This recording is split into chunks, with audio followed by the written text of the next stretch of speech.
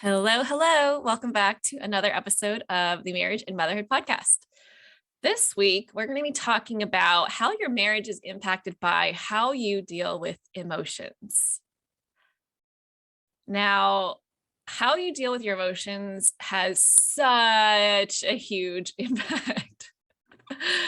And for something that affects so much of your life, like so many different areas of your life, right? Like how you deal with your family, how you deal with your friends, work stuff, community, strangers you interact with, your marriage, your kids, all of that. It's really surprising why we're not taught this in schools. Like, why is that not a requirement for students? Why are we not taught emotional awareness, emotional intelligence, and effective communication? Like, can you imagine if we grew up learning that, not just from experience, but actually learning it? Can you imagine how much drama we could have avoided or prevented in our lives, right? From recess quarrels to relationship challenges, like that would fix a lot of drama in our lives. And on the marriage front, imagine all the time you would have spent connecting instead of feeling disconnected and distraught. Like if I could go back in time, I wish that I would have learned that stuff earlier on. But that wasn't my story. And if that was, I probably wouldn't be a marriage coach recording this episode for you today. So everything works out as it should, right? So how we experience and navigate our emotions deeply affect how we communicate and how we interact with our partners.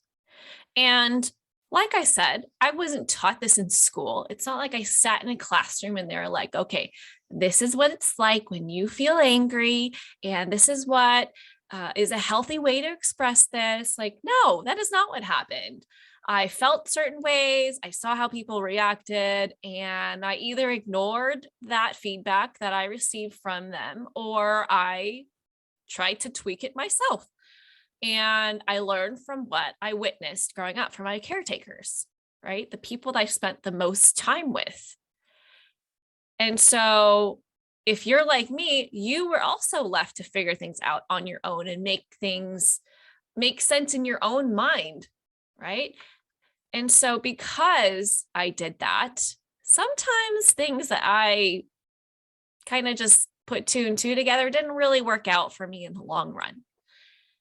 And so I grew up believing that if I was mad, it was someone else's fault, right? Because I didn't make myself mad. They made me mad, right? So a lot of times my brain would automatically be like, they made me mad. They annoyed me. They did this, they did that. And oftentimes it would come out like, you made me feel blank, blank, blank, right? I felt like other than happiness, all my other emotions were unwanted and uncomfortable, right? When we are babies, right, people are so happy to see us smile. And so we immediately get that feedback like, oh, this is a good thing to do time and time again. And then as a toddler, when you throw your tantrums and you're angry and you're having really big feelings that you don't know how to navigate, people have the opposite reaction, like, oh, no, no, no, no, don't do that. And so we quickly learn anger, sadness, frustration is not welcome. And so we spend less time giving those emotions attention over joy and happiness, right? And because of that, we have even less experience with figuring out how to navigate it because we're pushing it down. We're avoiding them. And so because I wasn't shown or taught healthy ways to express those very normal human emotions, there was no accountability coming from me because I also grew up in blame culture, right? It was deeply ingrained in my upbringing. What I witnessed was if someone felt triggered by something, it was normal to criticize, blame, and guilt them for being inconsiderate or affecting you negatively, thereby assuming that they did it on purpose. But over time, I realized, a little late for me, but I did come to realize that most people are just doing them most of the time. They're not out there spending their precious time masterminding how to make you miserable, how to annoy you, how to upset you, how to make themselves look bad, right? Most times they're just doing whatever they feel like they should be doing in those moments, just like you. Sometimes our actions unintentionally impact other people negatively, and that's just that. But if you know someone that is doing it on purpose, then it's time to say peace out to them because they are toxic as fuck. So let's just not welcome any of that into our lives. But back to my journey to how I got to where I am today, where I'm now in this place where I'm teaching women how to transform conflict into connection through self-awareness, emotional resilience, and being a conscious partner. Like I said, I didn't start out like, I didn't have a good example of that growing up. I didn't learn it from textbooks or a classroom. It was all something I learned experientially, AKA the hard way. It was from experiencing conflict with previous partners and even my husband that really led me to shift away from projecting my quote unquote negative feelings onto other people and shifting it into reflecting, turning it back around on me, not from a place of judgment or shame or blame, but like a curiosity. And I realized that no matter who I was in a relationship with, I just kept encountering similar issues, only with a different person, right? Different person, same shit over and over again. Why is that, right? I would get annoyed easily. I would get upset easily. And I'm like, either I'm choosing the wrong people or there's some inner work that I need to do. And none of the people that I dated before were terrible people. They're actually really good people. And so if that's the case, there was some work for me to do. Not to say that they also didn't have work to do, but I don't control other people. I only control myself, just like you. Right. And so I realized that I was the common denominator, and that led me to go on a big personal journey of growing. Because I kept seeing other people handle conflict better. I kept seeing other people not get bothered by certain things that I would be bothered by. There's even a book that's called something like How to Not Give a Fuck or something like that. If you've read it before, you know what I'm talking about. And I read that book and I was like, whoa. Okay, I've got some work to do. And while it was easier to say, like when people are like, oh, it's wrong, the classic question in a relationship, what's wrong? Because they notice that your vibe is all off or there's some tension. While it was easier for me to just say, I'm fine when things weren't, or blame other people and assume they were the problem, that didn't get me anywhere. But in this like continual loop of experiencing the same shit over and over again, it was like this roller coaster that I really wanted to get off of, but I didn't know how. And blaming others and ignoring my true feelings and opinions and experiences was keeping me stuck on that awful roller coaster. And what it did was it created more distance in my relationships rather than more intimacy. It didn't bring us closer. It didn't make us stronger. It just made things harder. And at first, it was a blow to the ego to admit that I actually played a part in how my relationships felt and why we argued so much. Like, no one ever wants to be like, oh, yeah, it's my fault, or I totally contributed to that. And yeah, it's so much easier to be like, no, it's you. There's something wrong with you. You need to fix something. I'm fine. Right.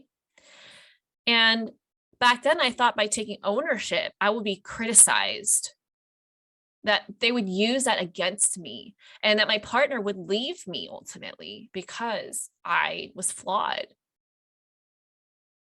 And to be honest, whenever it came time to decide to take ownership of my experience, of my feelings, of, my missteps, my body hated it. My nervous system would go crazy as if it thought that I was going to die. My heart would be racing, adrenaline pumping. I would feel tense, like all things that no one likes to experience on a physical level. And it felt safer for me to stay on that pedestal that I put myself on and blame my partner rather than stepping down, coming to their level so that we are equals, and admitting that I also make mistakes, that I also am human. But you know what ended up happening? As I did it more and more often, the opposite of what I feared happened. My relationship got stronger. My husband started opening up more, sharing what he thought his missteps were, sharing his insecurities, sharing appreciation for what I shared so that he could understand me on a deeper level and have that kept in mind for future interactions. We were able to ask each other for what we needed going forward. And we became more connected. We had more vulnerability on the table. We had more safety emotionally with each other. And that is what built our emotional intimacy. And so with each conflict, we grew closer and stronger. Our fights lasted less time. They were less intense. Our fights became more intentional and team-oriented, where it was formerly me versus you, shifting into us versus the problem. We were less defensive and became more curious and compassionate, which led to both of us actually feeling heard. So if you're in a place where your arguments feel detrimental to your relationship, I invite you to have the courage to tell your ego, to tell your pride to take a back seat and ask yourself, how am I contributing to this moment right now? And I know that's a tough question to ask, especially when you're overwhelmed or overcome with these really, really big feelings of anger or even rage, frustration, resentment. Like, I get it. I've been there. And sometimes when I'm not taking care of myself, I still go back there where I forget all the good in my husband and I quickly demonize him because I didn't have a good experience with something, because I was so angry. Now, your feelings are completely valid. You get to have your anger. You get to feel it. But here's an invitation to challenge whether you are taking in the full picture. Sometimes, or a lot of times, when we're upset, our minds do this funny thing. We are upset not because of the emotion or the circumstance, but because our mind has created this narrative in our minds, like, oh, they did this because of that, and that means this about you. It's like the Regina George from Mean Girls in your head, all operating in your subconscious. So you don't even know what's going on, but it's driving your actions, and it's driving how you communicate and how you react. And so whatever narrative or soap opera it's crafted in the background, what it does, it pulls and highlights all these things that you notice, the words that you hear, the actions that you saw or didn't see. And it's like, see, it's true. And the things that don't prove that right, the things that don't support that narrative, the mind dismisses it. It ignores it because it so wants to just be like, I'm going to keep you safe. I'm your bodyguard. I got you. Right? It's like that dangerously loyal friend where it's like, I'm ready to fight whoever. It doesn't matter what happened. You're hurt. And so I got you.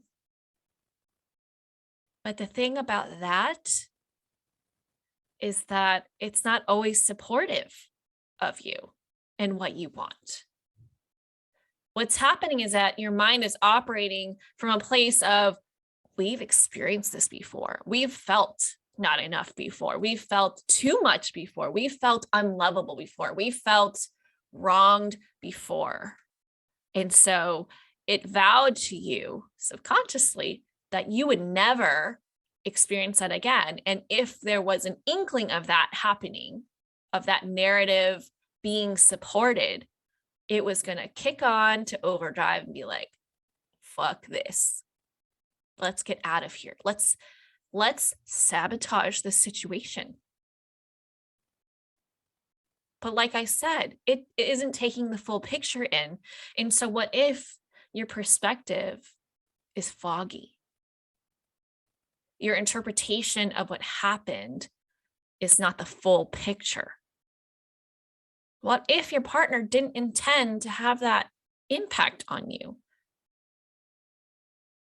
Your relationship, your desire for a strong relationship deserves a chance to be curious and understand what happened, to invite the perspective of your partner into the situation so that you can expand what you think is going on, and then build a story with all the facts in place. So if you're in this place right now where your arguments are wreaking havoc on your relationship, check in to see how much you're taking ownership of your own experiences. Because no one can make you feel a certain way. And so if you're feeling activated or triggered by a situation, it's time to turn inwards instead of outwards and ask yourself, why am I having this reaction? What about this situation is so upsetting to me? What does this remind me of? How does this make me feel? Right? What beliefs or fears or insecurities are being activated from this event?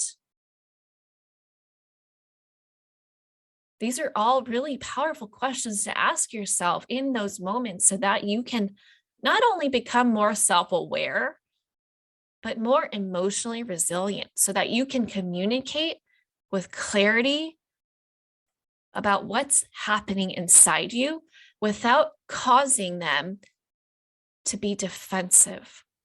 And that's by taking responsibility, right? Not blaming them, not criticizing them, but rather, when this happened, this is what was going on inside of me. And this is what I'm afraid of, or this is what I'm worried about. And this is actually the process that I do for myself that has led to my marriage to grow stronger and closer. For me to learn more about myself and my husband to learn more about myself and how we work as a couple with all of the stuff on the table. His insecurities, my insecurities, his past experiences, my past experiences, like AKA baggage. what I want, what he wants, what we need to feel supported and heard. All of that is really pertinent information for you to have a successful relationship with each other. So here's my question for you. How comfortable are you with sitting with your negative, quote unquote, negative emotions like anger, sadness, frustration? Are you comfortable experiencing them? Or are you quick to pass it off to your partner because you want them to, quote unquote, fix things? Being able to learn to sit in your feelings, AKA hold space for yourself, to really sit and understand your anger makes a really big difference in how you navigate your emotions when you're in conflict with your partner. Being able to hold space for yourself and not judging yourself or not trying to shoo it away or say, I don't have time for this shit, but actually taking the time to pay attention to your anger is what will help you learn more about yourself in terms of what you need, what parts of you need healing, how your body tells you you're angry, how you experience it, how you express it, and what you like to shift towards. Being able to do this for yourself is what we call attunement. So how attuned are you with yourself? Do you take responsibility for understanding yourself first, or do you push it off to your partner and say, you fix it? You created this problem, you fix it. I don't know what I need, but you got to guess and you got to figure it out. Because if you are not able to attune to yourself, it will negatively impact your relationship. And how it'll negatively impact your relationship is that your partner will not know how to support you, and it will set them up for failure. Not only that, but it will be harder for you to attune to your partner's needs because you will be in your shit and not know how to get out of it or how to get through it. Meanwhile, they're having their experience. And so your relationship with yourself is really where it starts. Your relationship with yourself dictates how you experience all other relationships. However deep you're willing to go with yourself determines the depth that you experience in all other relationships. So if you cannot give your experience the love and attention that it needs, like you do with your happiness, then you're likely not able to give the same to your partner. Because when you're out there arguing with each other, you're going to be triggered and not know how to handle yourself because you're experiencing really big feelings and end up reverting to destructive patterns that you've come to lean on, like blaming, criticizing, judging, yelling, all the things that you feel guilty about after the fact, after the things have settled down, versus being intentional with supporting yourself and being able to be present for your partner. So when you can't support yourself through your experience, you're only going to find that you and your partner will get to a place where it's like a tit for tat situation. Both of you will be defensive. Neither of you will feel heard, and it'll be really hard to move forward as a team. And if you're currently in this place where you wish you knew how to break the pattern of how you argue with your partner, where you can't help but act out because you're just filled with anger, and you want nothing more than to be able to use the tools that you've learned about effective communication and show up differently in a healthier and more productive way, then I invite you to join the waitlist for my upcoming program called The Embodied Wife. This is where we're going to help you support yourself when you feel heightened, when you feel like your emotions have taken over and you're no longer the person that you want to be. You are just someone who is highly reactive. The program starts in May. The waitlist is now open. And so if you want to get first dibs on enrollment, I'm keeping it small because I want it to be intimate. And if you want to receive appreciation pricing and special bonuses, then join the waitlist. I'll pop the link in the show notes. And that's all for today.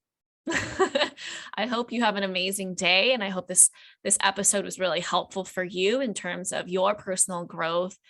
And I will see y'all in the next episode. Bye.